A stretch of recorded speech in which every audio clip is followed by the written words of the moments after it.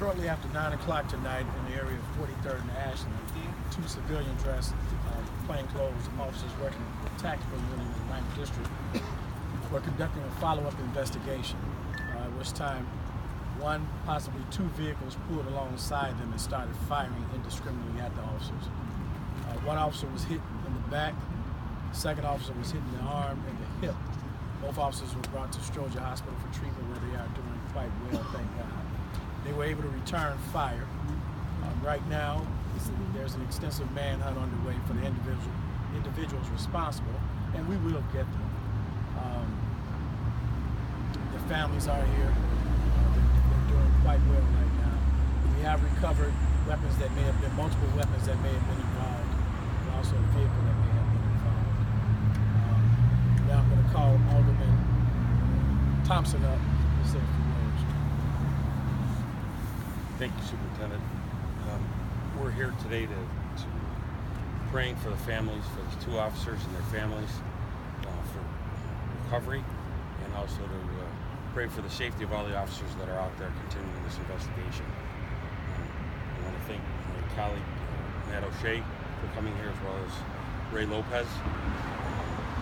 This act of senseless gun violence again shows that we need to do something.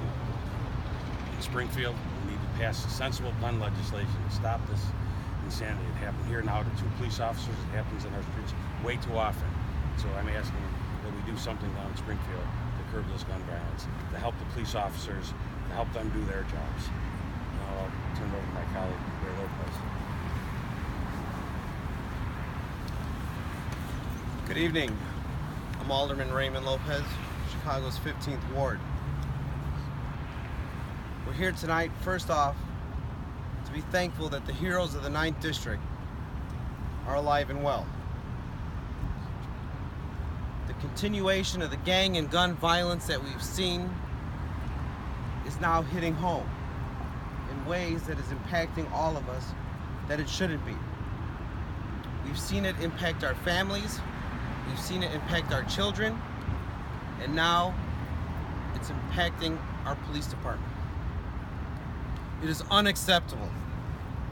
It is unacceptable that we have a city that has done absolutely everything it can do to try and protect its citizens, with no help from the state, with a state that would rather play politics rather than do common sense laws that keeps guns out of the hands of repeat offenders. I'm willing to stake my reputation today on the fact that the individuals who perpetrated this act against our police are probably known gang members and probably repeat gun offenders. That is ridiculous. But yet the state does nothing. The federal government does nothing.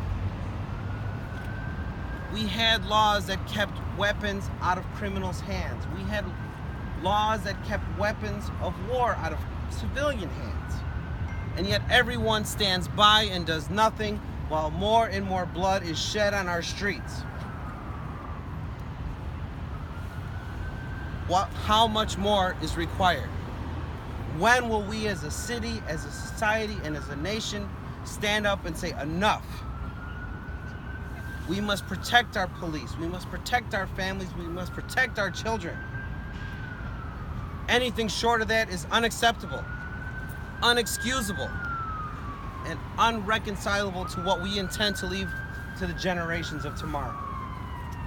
I'm so very thankful that the brave men and women of the 9th District, these two officers in particular, were willing to put their lives on the line to defend my communities, our communities. But at what point are we willing to stand up and say we're willing to protect them and everyone else with common sense laws that can make every community safer?